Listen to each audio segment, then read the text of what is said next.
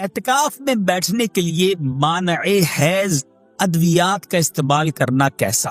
عورتیں مخصوص ایام کو روکنے کے لیے اعتکاف میں بیٹھنے کے لیے جو دوائیں استعمال کرتی ہیں، یہ سوال آج اس بارے میں ہے۔ سوال یہ ہے، کیا فرماتے علماء دین اس مسئلے کے بارے میں کہ اگر کوئی عورت، کوئی لڑکی اعتکاف میں بیٹھنا چاہے اور اعتکاف کے آخری ایام میں اس کے حیض کے ایام آ رہے ہوں، تو کیا مانع حیض ٹیبلٹ استعمال کر کے اعتکاف میں بیٹھ سکتی ہے؟ جواب، بسم اللہ الرحمن الرحیم۔ عورت کا مانع حیض گولیوں کا استعمال چاہے اعتکاف میں بیٹھنے کے لیے ہو یا کسی اور وجہ سے، دونوں صورتوں میں شرعی اعتبار سے جائز ہے۔ البتہ طبی اعتبار سے اگر ان کے استعمال سے عورت کو نقصان ہوتا ہو تو پھر اس سے بچنا چاہیے، اجتناب کرنا ہوگا۔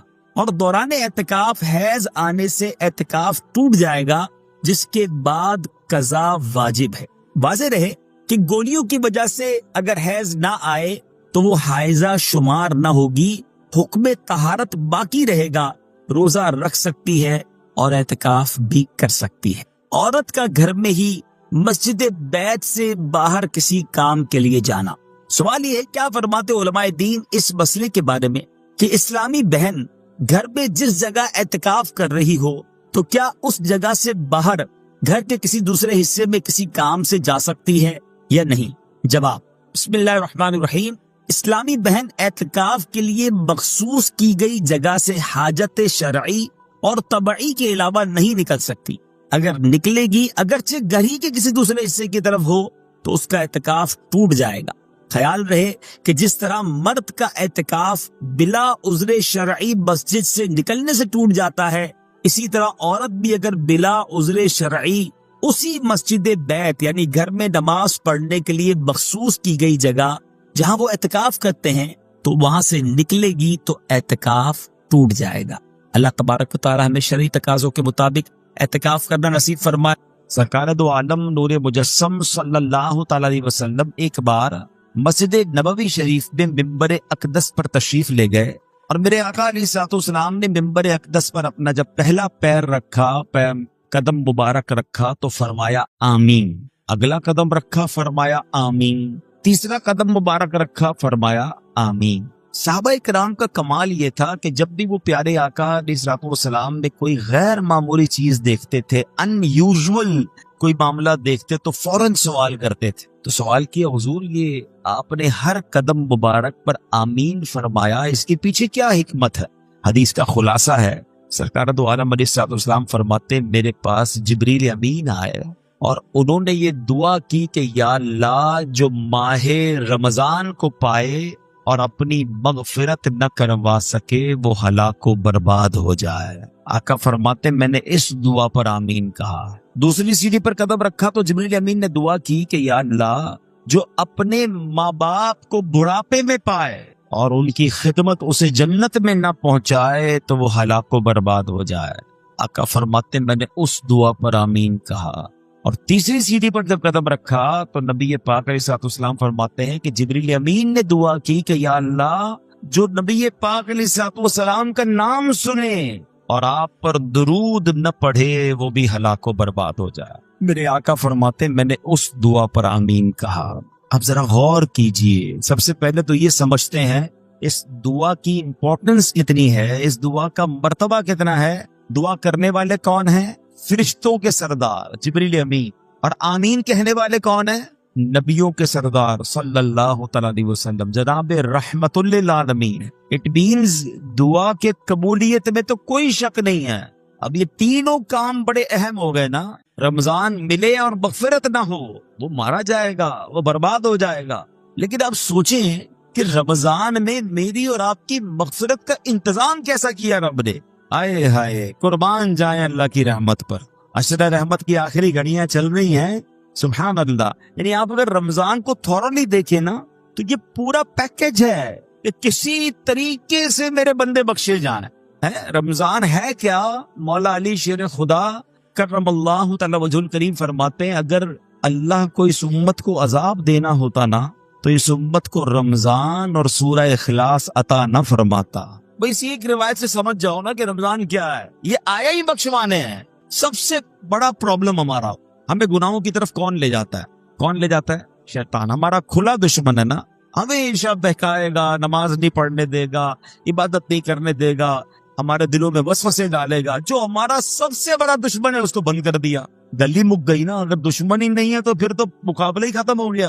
अच्छा, शैतान को बंद किया, जन्नत के दरवाजे खोल दिए, दोज़ख को ताले लगा दिए गए। और फिर सुभान अल्लाह फरमाया कि रोजादार के लिए समुंदर में मछलियां, सुराखों में चूंटियां भी दुआएं करती हैं। नफल का सवाब फर्ज के बराबर, फर्ज का सवाब 70 गुना कर दिया। रोजाना इफ्तार के वक्त 10 लाख गुनाहगार जहन्नम से आजाद कर दिए गए। अच्छा, रोजाना रात रहमत का फरिश्ता निदा दे रहा है, आसमान से आवाजें लगाई जा रही है कोई मांगने वाला उसकी तौबा कबूल की जाए, है कोई मगफिरत का सवाली उसका सवाल। यानी जो फकीर होता है ना, वो सखी के दर पे जाकर कहता है कुछ दे दो आपकी मेहरबानी, वहां से खुद निदाएं हैं कि मांग लो जो मांगना है। ये बताओ, बख्शिश का कोई बहाना नहीं छोड़ा गया है। लेकिन अगर फिर भी रमजान में कोई ना बख्शा जाए, जो इस महीने में भी गुनाह करे, रोजे ना रखे, नमाजें ना पढ़े, हैं इस महीने में रातों को गुनाह में गुजारे, रातों में फिर बुरे काम करे। अब कितनी सख्त बात है कि तुम्हारा दुश्मन शैतान बंद कर दिया, फिर भी तुम गुनाहों से बाज नहीं आ रहे। अब इससे भी कुछ लोगों को वसवसा आता है कि यार जब शैतान बंद है तो गुनाह क्यों हो रहे हैं। उसकी वजह ये उलमा ने बड़ी प्यारी मिसाल दी कि अगर आप साइकिल चलाएं और चलाते चलाते बहुत देर तक चलाते रहे, उसके बाद पैडल मारना छोड़ दें, फिर भी साइकिल काफी देर तक चलती रहती है। तो 11 महीने जो शैतान ने पैडल मारे ना हम पर, तो ये साइकिल को ब्रेक तो अच्छा, साइकिल पैडल मारना छोड़ दें फिर रुकेगी कैसे। एक बार रोक दें, अब नहीं चलेगी, क्योंकि जब तक आप पैडल नहीं मारेंगे साइकिल नहीं चलेगी। ऐसा ही है ना, हम ब्रेक नहीं मारते, होना ये चाहिए पहली रमजान को ही ब्रेक लगा दें, बस अब गुनाह नहीं करने।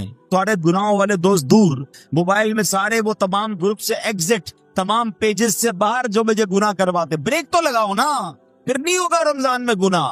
अगर ब्रेक ही नहीं लग रहा, हमें दोस्त भी वही चाहिए, हमें मोबाइल में भी वही देखना है, हमें जनाब माज़अल्लाह टीवी में भी वही देखना है।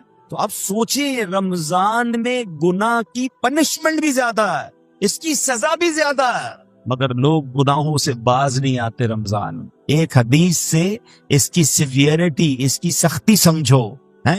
हदीस पाक का मजमून है, जो रमजान में एक गुनाह करे, एक गुनाह, उसके 1 साल के अमाल बर्बाद कर दिए जाए। ऐसा ना हो कि रमजान में करोड़ों बख्शे जाएं और हम अपनी बुरी आदतों की वजह से मारे जाएं। रमजान की रातें गुनाहों के लिए नहीं, इबादत के लिए। रमजान खाने पीने के लिए नहीं, ये तिलावत और सजदों के लिए आया। तो नंबर 1, इस दुआ को याद रखना, नबी पाक ने आमीन कहा है कि जो रमजान को पाए और अपनी मगफिरत ना करवा सके वो हलाक हो जाए। दूसरी क्या दुआ थी कि या अल्लाह, जो अपने वालिदैन को बुढ़ापे में पाए और उनकी खिदमत उसे जन्नत में ना पहुंचाए तो वो भी हलाक व बर्बाद हो जाए।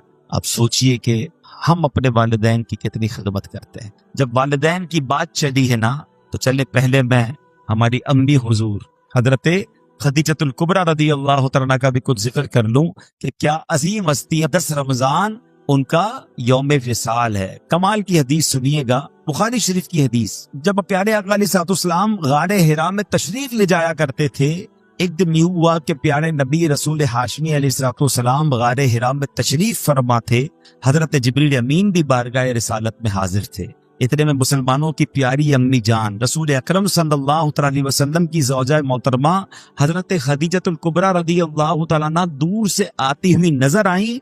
आगे क्या हुआ, बुखारी शरीफ की हदीस से पाक सुनिए कि सहाबी रसूल हजरत अबू हुरैरा रज़ियल्लाहु तआला अन्हु फरमाते हैं, हजरत जिब्रील अमीन ने खदीजतुल कुबरा रज़ियल्लाहु तआला अन्हा को देखा तो अर्ज किया, या रसूल अल्लाह सल्लल्लाहु अलैहि वसल्लम, ये खदीजा आ रही हैं, इनके पास बर्तन है जिसमें खाना है। जब वो आपके पास पहुंच जाएं तो इन्हें अल्लाह पाक का भी सलाम दीजिए, मेरा भी सलाम कहिए और इन्हें खुशखबरी सुना दीजिए कि जन्नत में इनके लिए अंदर से खाली यानी खौलदार मोतियों से बना हुआ घर है, जिसमें ना कोई शोर है ना कोई तकलीफ है। अल्लाह का सलाम, जिब्रील अमीन का सलाम और जन्नत में घर की बिशारत। جب حضرت خدیجہ نبی پاک کے پاس پہنچی تو پیارے آقا علیہ الصلوۃ والسلام نے فرمایا اللہ پاک اور حضرت جبریل نے تمہیں سلام کہا ہے. تو اس کا جواب دیتے ہوئے حضرت خدیجہ نے کیا کہا؟ ان اللہ هو السلام وعلی جبریل السلام وعلیک السلام ورحمۃ اللہ وبرکاتہ. یعنی اللہ پاک سلام ہے اور حضرت جبرائیل اور آپ علیہ الصلوۃ والسلام پر سلامتی. اللہ پاک کی رحمتیں اور برکتیں ہوں. یہ مرتبہ ہے ہماری امی حضور حضرت خدیجۃ الکبریٰ رضی اللہ تعالی عنہا کا. مادر اولین اہل ایمان کی ہے یہ اس کی بزرگی و پاکیزگی، برگزیدہ ہے رب محمد کی بھی عرش سے جس پہ تسلیم نازل ہوئی، اس سرائے سلامت پہ لاکھوں سلام. اس کا جبریل ملحوظ رکھے ادب، جنتی گوہرے گھر اسے بخش رب. کوئی تکلیف اس میں نہ شور و شغب، منزل من قصب لا نصب لا صخب، ایسے کو شک کی زینت پہ لاکھوں سلام. سبحان اللہ. حضرت خدیجہ کا مرتبہ، آپ کا کچھ تعارف بھی سن لیتے ہیں. سبحان اللہ. آپ رضی اللہ تعالیٰ عنہ کی کیا شان ہے. آپ کی کنیت ام قاسم ہے. آپ کا سب سے مشہور لقب الکبریٰ ہے. آپ بہت پاک باز، بہت باہمت، بلند حوصلہ، باعزت، اعلیٰ نسب رکھنے والی اور نہایت عقل مند خاتون تھی. آپ کے اعلیٰ اوصاف و کمالات کی کیا شان ہے کہ زمانہ جاہلیت میں بھی آپ کو طاہرہ یعنی پاکیزہ خاتون اور سیدۃ قریش یعنی قریش کی سردار خاتون کے لقب سے پکارا جاتا تھا. اسلام کا اعلان نہیں ہوا، اس سے پہلے کی بات ہو رہی ہے. حضرت خدیجہ کا ایک بڑا پیارا لقب صدیقہ بھی ہے. نبی پاک علیہ الصلوۃ والسلام نے فرمایا ہذہ صدیقۃ امتی، یعنی یہ میری امت کی صدیقہ ہے. ایک اور خوبصورت بات کہ پیارے آقا کے 7 اولاد ہوئی. یاد رکھیے گا 7 بچے ہیں نبی پاک علیہ الصلوۃ والسلام کے. 4 شہزادیاں، حضرت زینب، حضرت رقیہ، حضرت ام کلثوم اور بی بی فاطمہ رضی اللہ تعالی عنہن، اور 3 شہزادے حضرت قاسم، حضرت عبداللہ اور حضرت ابراہیم. ان میں سے صرف حضرت ابراہیم جو تھے وہ حضرت ماریہ قبطیہ رضی اللہ تعالیٰ عنہ کے شہزادے ہیں. باقی ساری اولاد نبی پاک علیہ الصلوۃ والسلام کی وہ حضرت خدیجہ رضی اللہ تعالیٰ عنہ سے ہے. یہ یاد رہے.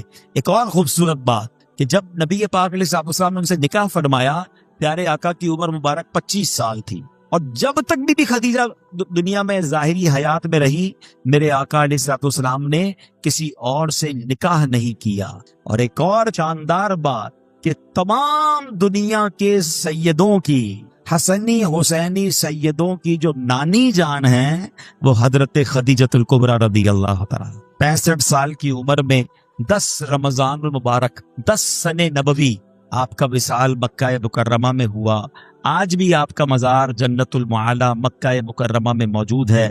اللہ کریم تربت حضرت خدیجہ پر اپنی کروڑوں رحمتوں کی بارش نازل فرمائے اور ہم سب کو ان کے فیضان سے مالا مال فرمائے. آپ ایک رول ماڈل ہیں. پیارے آقا علیہ الصلوۃ والسلام کی زندگی کا جو سب سے ٹف ٹائم تھا نا، وہ اسلام کا جب اعلان ہوا تھا. اس سے پہلے تو لوگ بڑا پیار کرتے تھے نا، آپ کو صادق اور امین کہتے تھے، مگر جب نبی پاک نے اعلان نبوت کیا تو اس کے بعد اپنے پرائے ہو گئے، جان کے دشمن ہو گئے. مگر آپ کی زوجہ حضرت خدیجہ نے جو نبی پاک کو حوصلہ دیا، جو آپ کا ساتھ دیا، پیارے آقا علیہ الصلوۃ والسلام اپنی زندگی کے حیات طیبہ کے آخری لمحات تک حضرت خدیجہ کو یاد کرتے تھے کہ خدیجہ نے مجھے اس وقت ساتھ دیا جب میرا کوئی ساتھ دینے والا نہیں. تو یہ بات سیکھنی چاہیے ہماری ماؤں بہنوں کو کہ اگر گھر میں مرد کسی مشکل میں ہے، پریشانی میں ہے، تو ہمیں اس کا ساتھ دینا ہے، تانے نہیں دینے، ٹینشن نہیں دینی ہے. اور یاد رکھیے میری وہ بہنیں اور مائیں جو مشکل وقت میں اپنے شوہر کا، اپنے بھائی کا، اپنے والد کا ساتھ دیتی ہیں، وہ اللہ انہیں سکھ کے دن ضرور دکھاتا ہے. اور جو ہم نے سنا، آدھی پھر آتے اس دعا کی طرف. حضرت جبریل نے دعا کی کہ جو اپنے ماں باپ کو بڑھاپے میں پائے اور مغفرت نہ کروا سکے وہ ہلاک ہو جائے. تو اس سے سوچنا یہ ہے، اس سے سمجھنا یہ ہے کہ ماں باپ کی کتنی خدمت کرنی ہے، ماں باپ کی کتنی دعائیں لینی ہیں. میں آج ایک تحدیث نعمت کے لیے، شاید کسی کو یہ بات ترغیب کے لیے مل جائے، اس لیے بیان کرنے جا رہا ہوں. میرے ابو جان تقریباً 30 محرم کو آپ کا وصال ہوا. اللہ پاک ان کی بے حساب مغفرت فرمائے. ہمیں یہ ضرور اطمینان ہے کہ मुहर्रम के उसी महीने में आशूरे में उन्होंने उम्रा भी किया था, और हदीस पाक है कि एक उम्रा दूसरे उम्रे तक गुनाहों का कफ़ारा है। वालिद साहब नमाज के लिए घर से निकले थे और रास्ते में चोट लगी, और उसी चोट से वो फिर दुनिया से चले गए, वापस ना आ सके। तो जो राह खुदा में निकलता है, अल्लाह पाक उसको इससे अच्छी क्या मौत होगी कि नमाज की हालत में वो तशरीफ ले गए। लेकिन मैंने ये सोचा कि माँ बाप तो चले गए, अगर माँ बाप हयात होते तो हम उनके साथ कोई इफ्तार तो करते ना, हैं, उनकी कोई इफ्तार की दावत तो करते। तो मैंने और मेरे भाई ने मशवरा किया कि अब ना अम्मी हैं ना अब्बू हैं, इनकी मस्जिदें तो हैं, तो क्यों ना हम वहां जाकर कुरान खानी करके एक इफ्तार इज्तिमा उनके इसाले सवाब का करें, ताकि उनकी रूह को सवाब पहुंचे और कब्र में भी उन्हें एहसास हो कि उन्हें बच्चे उनके भूले नहीं हैं। ये बात मैं ना करता, मगर मैं इसलिए इस तरह की बात कर रहा हूं कि शायद वो लोग जिनके माँ बाप चले गए हैं उनको तरगीब मिले कि खुदा की कसम, आज अगर आपके पास माँ बाप हैं, वल्लाह यू आर सो लकी, जिसके पास माँ बाप भी हैं और रमजान भी है। आए हाय, और क्या चाहिए तुम्हें कि माँ के साथ इफ्तार करते हो, वालिद के साथ इफ्तार करते हो, हैं? माँ की दुआएं तुम्हारे साथ हैं और रब की रहमतें बरस रही हैं, इससे अच्छी तो कोई बात नहीं है। तो प्लीज माँ बाप हैं तो कदर कीजिए, दुआएं लीजिए, इनसे इनको राजी करना, ये तुम्हारे लिए जन्नत का सामान है। हदीस पाक का मजमून है, जिनसे उनके माँ बाप राजी उनसे उनका रब राजी, और अगर माँ बाप नाराज तो रब नाराज। उन्हें नाराज ना करना, हमेशा खुश रखना। और अगर माँ बाप चले गए हैं तो उन्हें भूला ना करो, किसी न किसी बहाने उन्हें तोहफे पहुंचाया करो। हम क्या तोहफा पहुंचा सकते हैं? अब तो उनको कोई पैसे तो नहीं दे सकते, कोई सूट पीस भी नहीं दे सकते, मगर दुआएं तो दे सकते हैं, सवाब तो पहुंचा सकते हैं। हर बंदा अपनी हैसियत के मुताबिक करे, जरूरी नहीं कि आप बहुत बड़ा इफ्तार इज्तिमा अम्मा जान के लिए करेंगे तो ही सवाब पहुंचेगा, पूरी मस्जिद बनाएंगे। हर बंदा अपनी हैसियत के मुताबिक। आप मस्जिद में एक ईंट लगा दे, अगर आपकी जितनी हैसियत है। आप 2 खजूरें किसी को खिला दें कि ये मेरे अब्बू के नाम की ये खजूर, ये मेरी वालदा के नाम की खजूर, उन्हें पता तो चले, उनकी रूह को एहसास तो हो कि बच्चों ने याद रखा है, भूल नहीं गए, भूली बिसरी दास्तान नहीं बन गए हम। और आज आप अपने माँ बाप को याद रखेंगे, कल आपके बच्चे आपको मरने के बाद याद रखेंगे। तो ये सिलसिला आगे बढ़ना चाहिए। माँ बाप की वजह से हम जो कुछ हैं आज हैं, अल्लाह जो हमें अताएं फरमा रहा है, उन्होंने दिन रात हमारे लिए दुआएं की हैं, तो हमें उनकी कब्र में उन्हें राहत पहुंचानी चाहिए, वक्तन फवक्तन उन्हें तोहफे भिजवाने चाहिए। ईद आती थी तो माँ को सूट पीस देते थे ना, माँ को तोहफा देते थे, अब नहीं दे पा रहे तो कोई मस्जिद में सदका जारिया वाला काम करके अम्मी को सवाब पहुंचा दे, किसी गरीब का भला कर दे, नीयत ये करे कि मैं अपने माँ बाप के लिए कर रहा हूँ। आपको पता है माँ बाप के लिए इसाले सवाब करना कितनी बड़ी नेमत है। जो बच्चा अपने माँ बाप के लिए हज करता है ना, यानी अगर फर्ज हज पहले कर लिया, अब नफली हज करने जा रहा है और नियत करता है कि मैं अपने वालिदैन के लिए कर रहा हूं, तो हदीसों में ये अल्फाज आते हैं कि माँ बाप को तो हज का सवाब मिलेगा, इस बच्चे को 10 हज करने का सवाब मिलेगा। कमाल की हस्तियां, इनकी वजह से हमारा सवाब भी मल्टीप्लाई हो जाता है। तो मैं क्यों इन्हें भूलें? खूब इसाले सवाब करें, उनकी कब्र पर जाया करें। और तीसरी हदीस पाक का जो जुज था, तीसरी दुआ थी कि अल्लाह के नबी अलैहिस्सलाम ने फरमाया कि जो प्यारे आका अलैहिस्सलाम का नामे नामी सुने और दुरूद पाक न पढ़े, वो भी हलाक व बर्बाद हो जाएगा। तो खूब खूब दुरूद पाक पढ़ें, खूब दुरूद पाक पढ़ें। इस महीने में दुरूद पाक पढ़ने की आदत डालें। उलमा ने ये बड़ा आसान कर दिया हमारे लिए कि अगर हम कभी नबी पाक अलैहिस्सलाम का नाम सुने और दुरूद